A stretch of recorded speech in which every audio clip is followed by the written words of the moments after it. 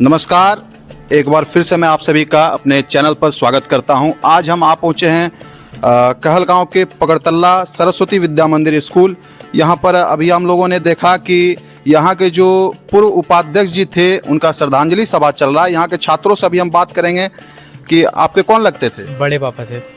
बड़े पापा थे। कैसे इनका देहांत हो गया? बीमार थे 6 महीने से और शायद हार्ट अटैक हुआ है रात में, 31 तारीख को रात में। स्कूल से भी जुड़े हुए थे? हाँ। इनका व्यक्तिगत जीवन के बारे में कुछ अगर आप हम लोगों को साझा करना चाहते हैं तो कर सकते हैं।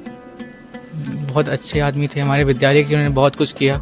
इन्होंने मेरा एडमिशन भी इस विद्यालय में करवाया था। अपने धीरेन्द्र प्रसाद सिंह जी विद्यालय के विभिन्न बाबू के नाम से प्रसिद्ध थे। उन्हीं का कार्यक्रम यहाँ हो रहा है।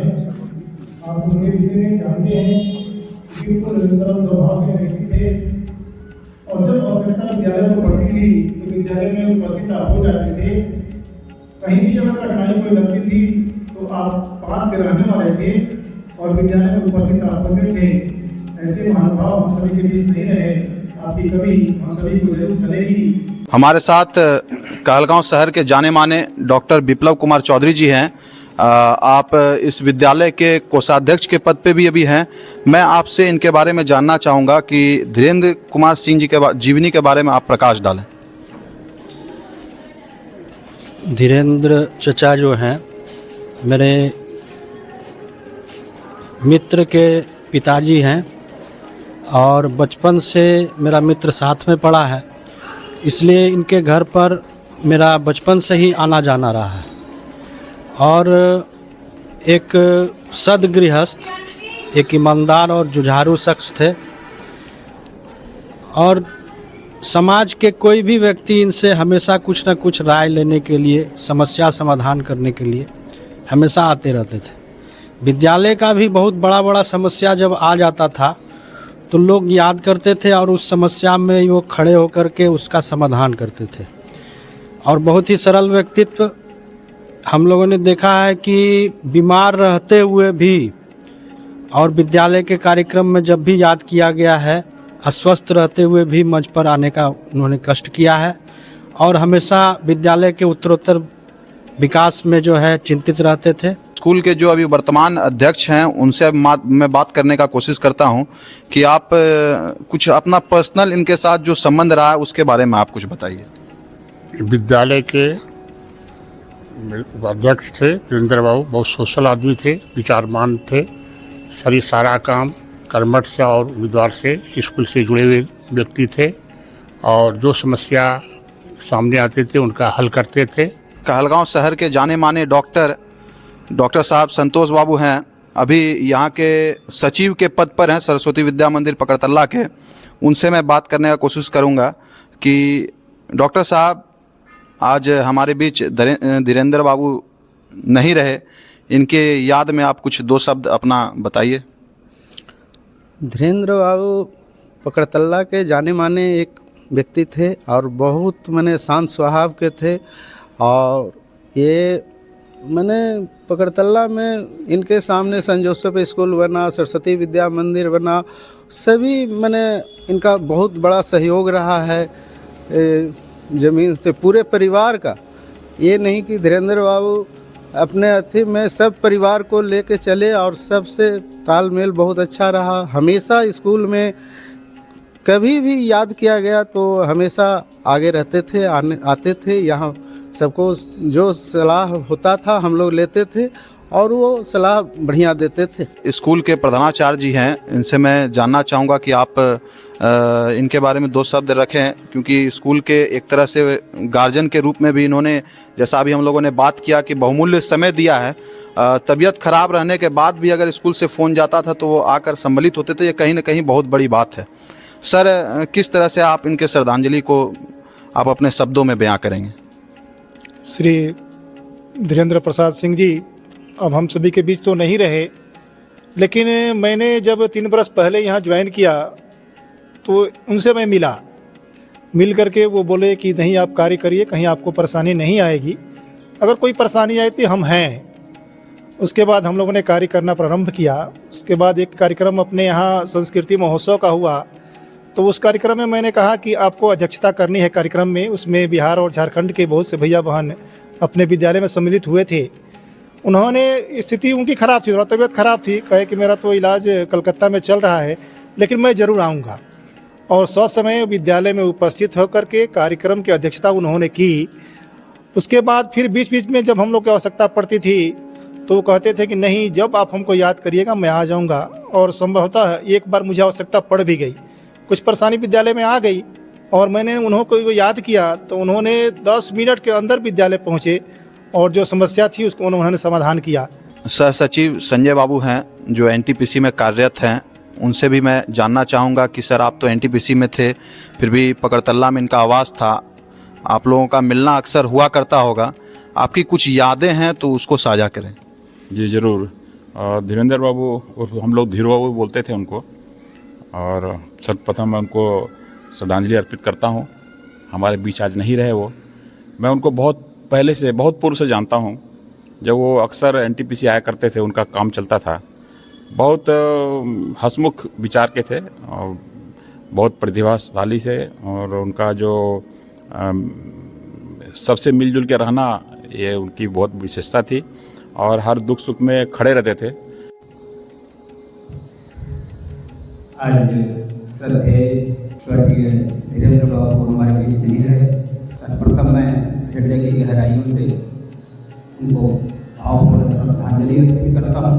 धीरेन्द्र बाबू को मैं बचपन से जानता था, परंतु परिचय नहीं था इस प्रकार का कि वो भी मुझे जाने। इस प्रकार का परिचय यहाँ कहलगांव में जब गौशाला में विद्यालय चल रहा था तब हुआ, क्योंकि कहलगांव में मेरी पढ़ाई लिखाई यही स्थानीय शंकर साहब विक्रम जिला महाविद्यालय से हुई थी।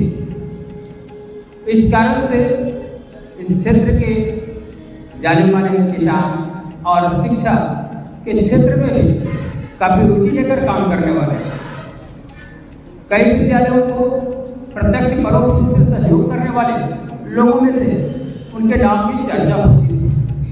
परंतु जब मैं विद्यालय से जुड़ा तो विद्यालय के कार्यक्रमों में, खासतौर से 15 अगस्त और 26 जनवरी में, जब भी धीरू बाबू कहलगांव में रहते तो निश्चित झंडोत्तोलन के समय जरूर रहते। 5 मिनट के लिए ही क्यों ना हो, आते और झंडोत्तोलन के बाद फिर आग्रह करके चले जाते कि मुझे दूसरे जगह भी कार्यक्रम में जाना है। बाद में जब 2010 में विद्यालय की यह भूमि खरीदी गई, एक्सचेंज की गई, तो कटारका जी के परिवार से जो भूमि मिली थी उसको देकर और 1 एकड़ 80 डेसिमल जमीन यहाँ पर ली गई थी। परंतु अपने विद्यालय आने का कोई रास्ता नहीं था। फिर हम लोगों ने तय किया, यहाँ जो अभी जो मार्ग देख रहे हैं विद्यालय से मुख्य मार्ग की ओर, तो फिर यहाँ पर संपर्क किया यहाँ के अपने पूर्व अध्यक्ष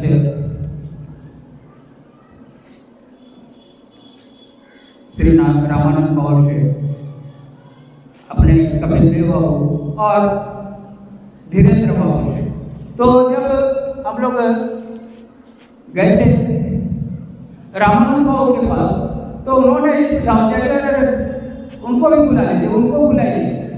फिर उनको बुलाया गया। मंटू बाबू थे, अपने ओम प्रकाश जी थे, मुखिया जी, और फिर एक पंचायत हुई और एक बाद में यहाँ के जो स्थानीय लोग थे उन्होंने रास्ता देने के लिए अपनी सहमति दे दी कि नहीं ठीक है, हम लोग अपना नाम हटा लेंगे, जो भी झोपड़ी वगैरह है, जो इन्वायरमेंट है उसे क्लियर कर देंगे और विद्यालय के बगल में मंदिर है, मंदिर और विद्यालय का रास्ता हो जाएगा। तो उनको पहले जैसे मैं बताया कि इनमें धीरता थी, धैर्यपूर्वक समझाते थे।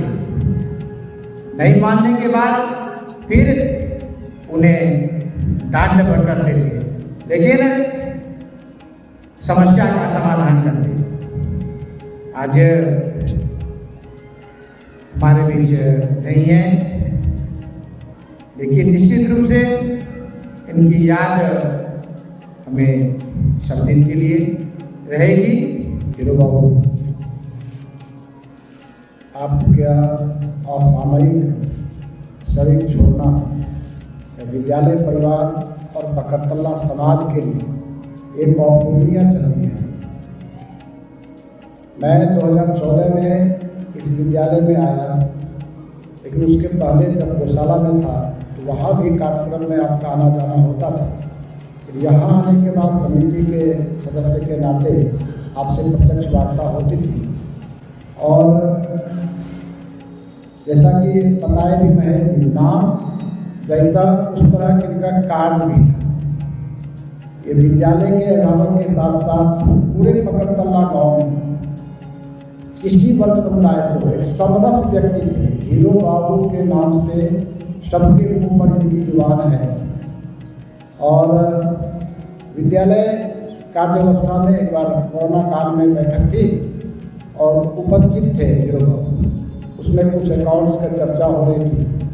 वो सुनते सुनते मेरे क्या लहजे में कहते हैं, मैं भी ज़्यादा पढ़ा लिखा नहीं हूँ, बस B.Com किया है मैंने, थोड़ा बहुत अकाउंट्स जानते हैं।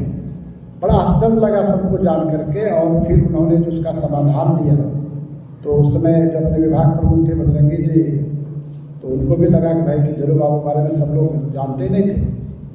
अध्यात्म के प्रति भी उनकी उतनी ही रुचि थी। सामाजिक कार्यों में जो संघ का कार्यक्रम होता था, अभी हम लोग गए थे कोषाध्यक्ष महोदय के साथ उनके परिवार में, तो चर्चा किए। उनके भाई हैं